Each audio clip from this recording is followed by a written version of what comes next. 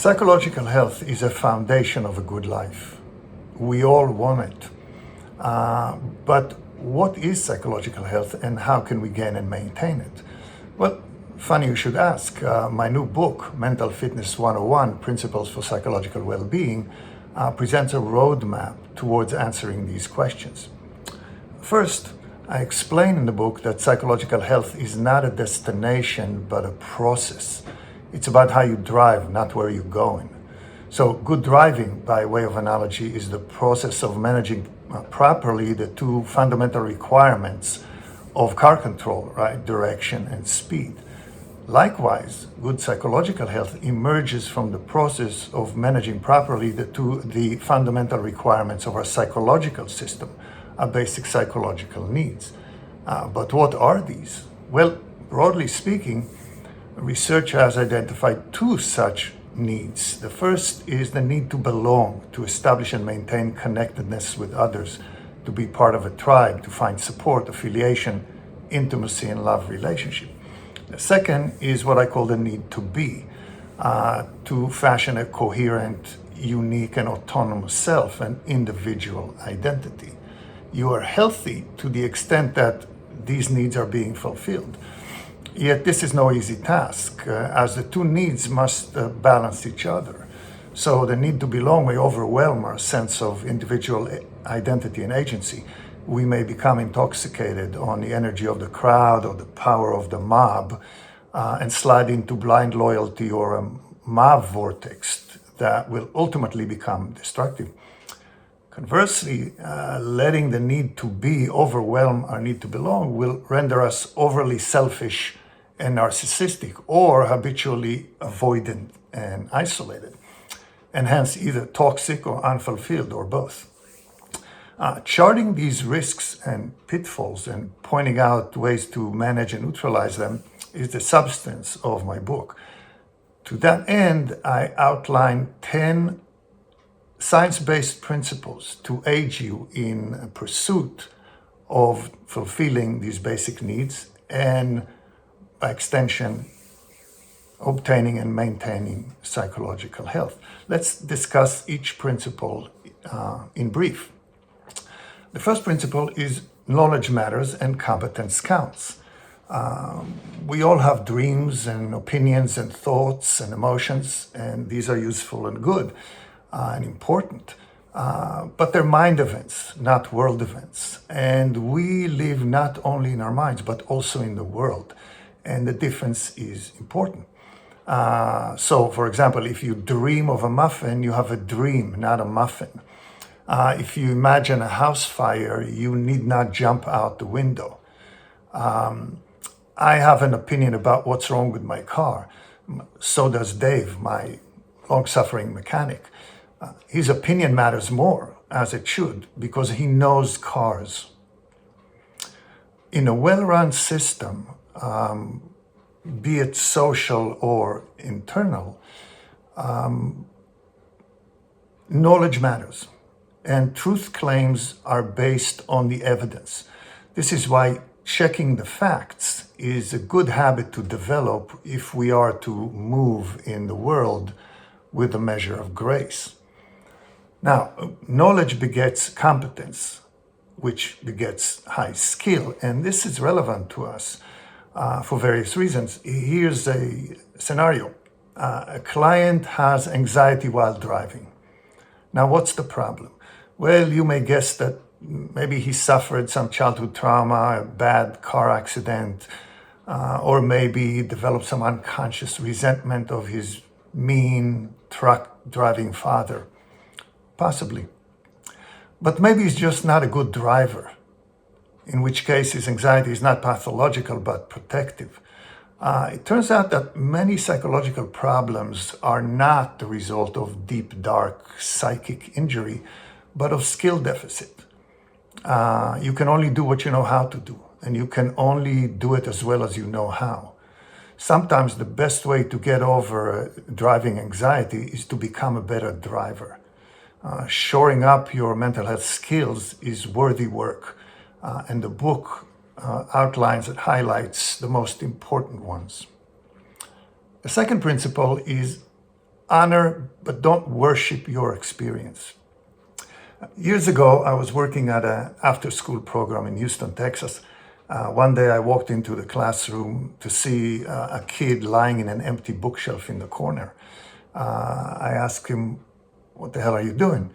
And he said, "I wanted to know how it felt to be a book." Knowledge, experience is a powerful teacher. And we all want to experience our lives, ourselves in the world. We go to Florence to experience Michelangelo's David, even though we can see pictures of it online for free. Experience is important, but experience can also be an unreliable guide. First, it is inherently limited because we have limited energy and time and resources. Also, some things don't lend themselves to experiential trial and error learning. For example, how to throw a hand grenade. So if you're going to generalize from haphazard limited experience, this can lead to error. Falling, to paraphrase the old country tune, looks like flying, but only for a little while. It is important, therefore, to acknowledge the limitations of our experience and to be open to learn from others' experience. In a nutshell, it's useful to regard our experience like we regard our parents.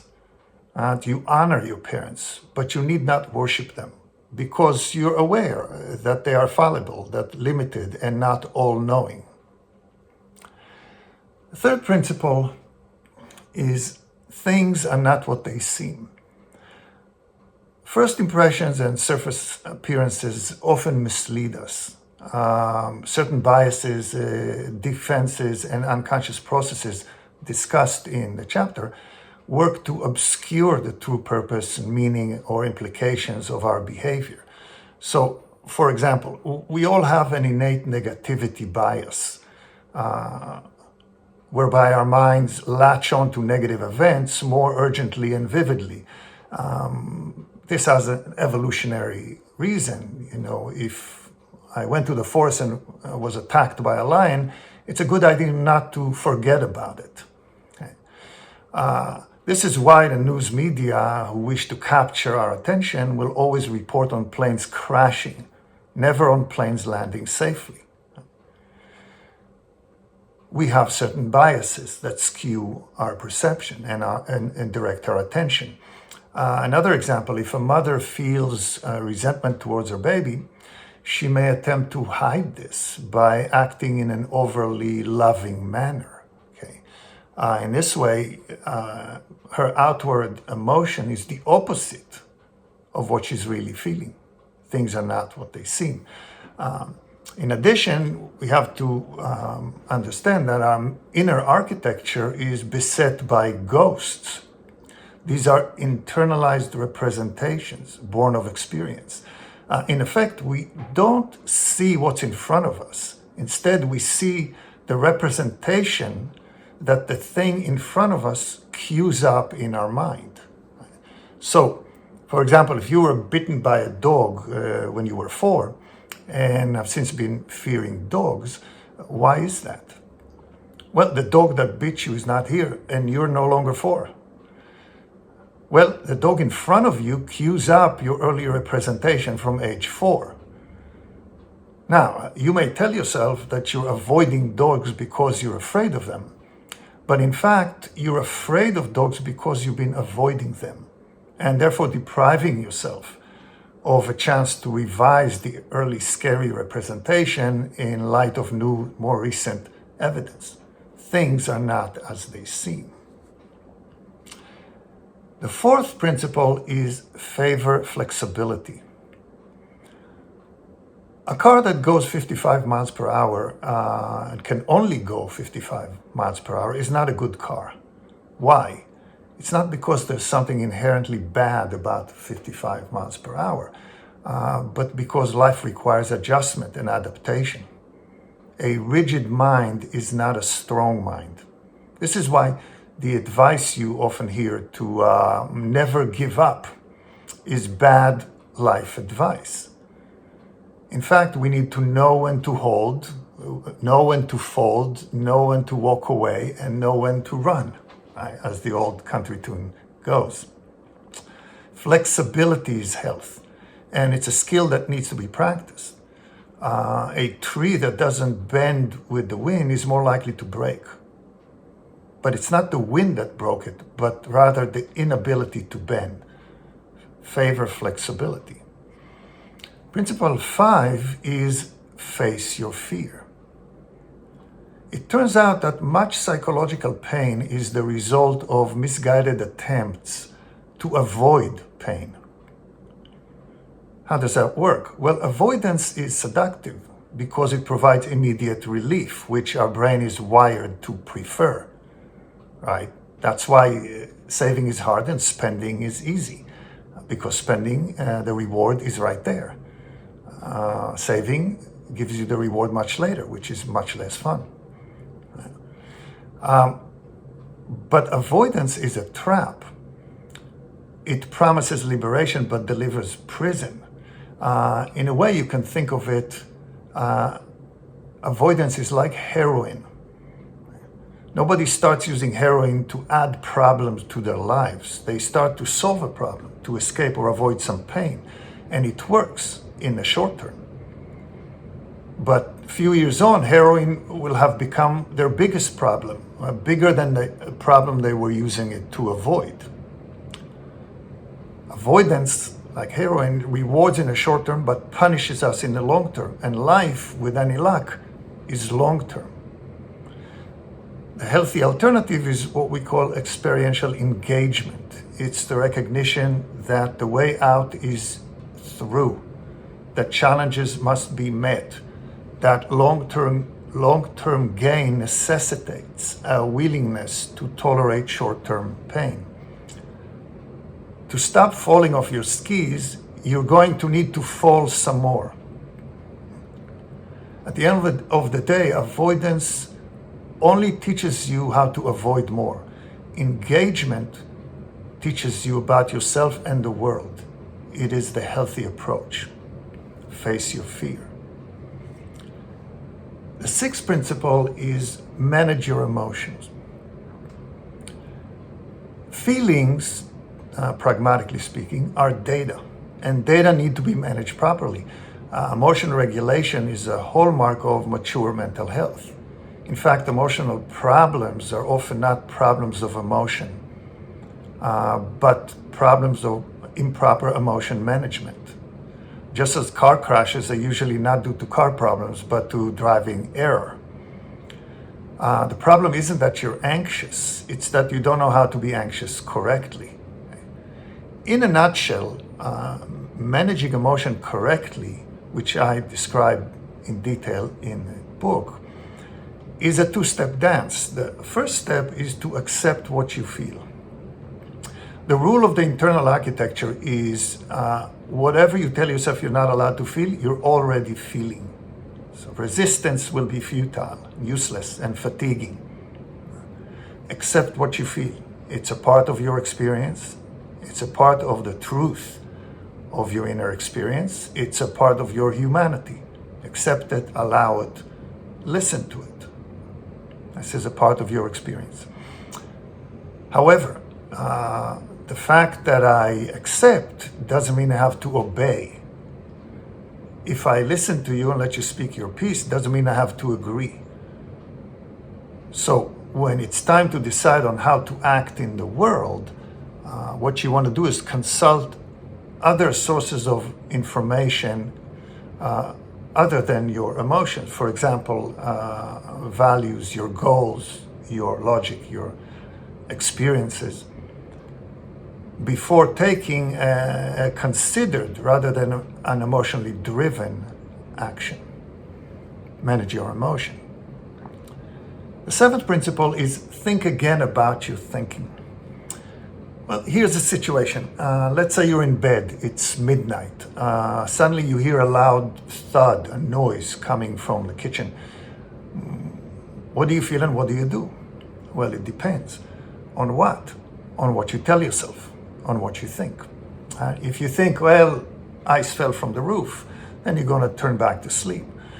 But if you think there's a burglar in my kitchen, well, then you're going to feel anxious, tense, and reach for your phone or your gun, depending on your politics.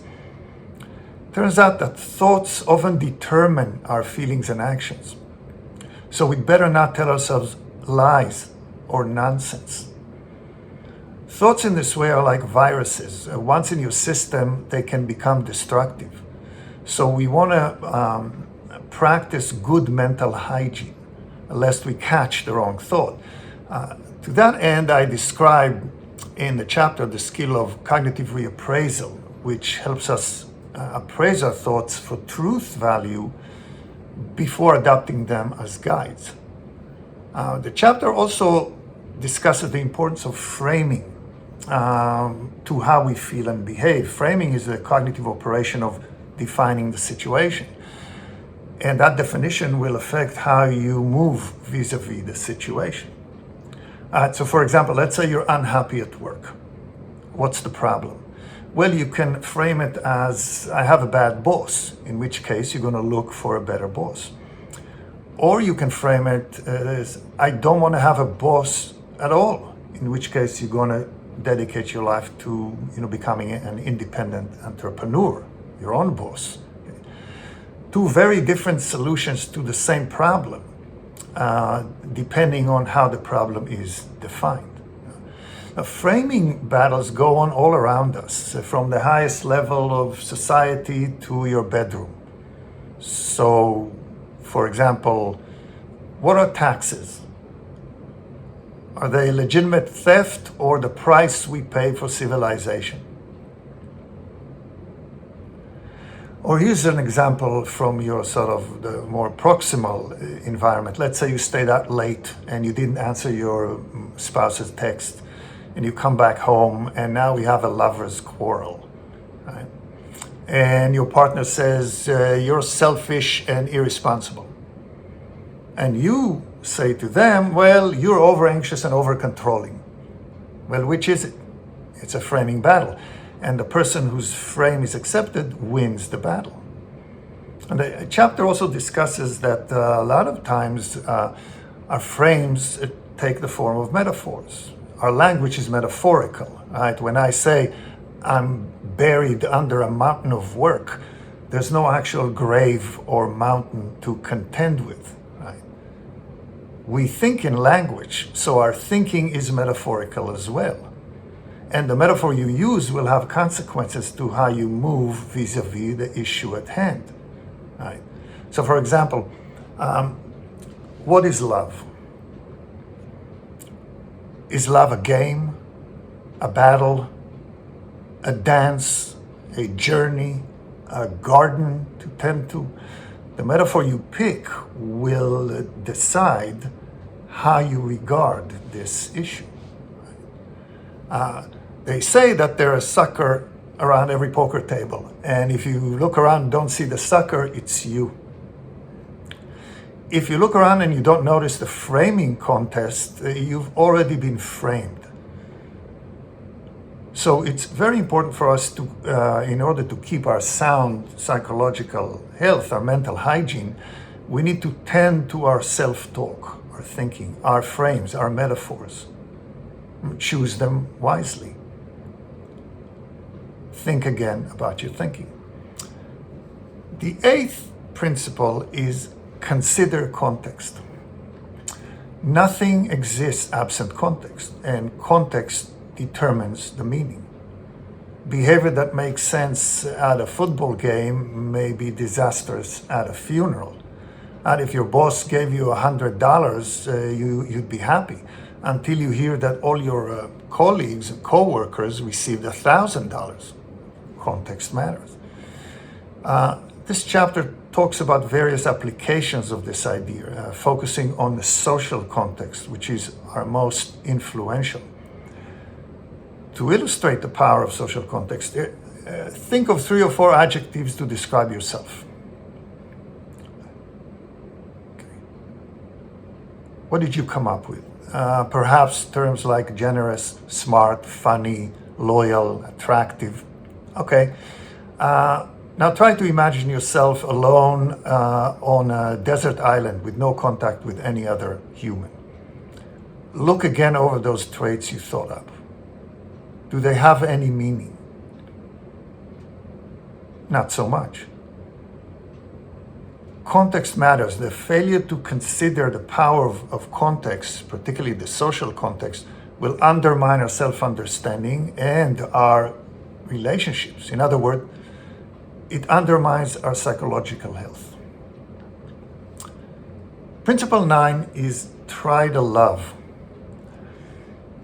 Here's a quick experiment. Think of the names of 5 people you know.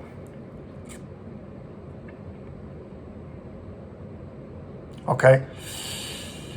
I'm going to bet that the people you chose are all people you like.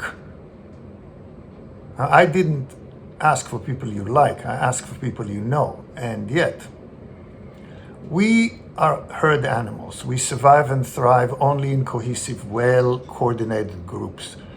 Strong social bonds and secure, intimate attachments are the best predictors of health, longevity, well-being, satisfaction. Relationships are medicine. In fact, many human phenomena have connectedness at their core, even that purpose is not readily available, or readily recognized or obvious. God, for example, is a symbol of society. The qualities we attribute to God are qualities of society. Both are powerful, both exist both inside us and out there. Both reward the rule followers and punish rule breakers.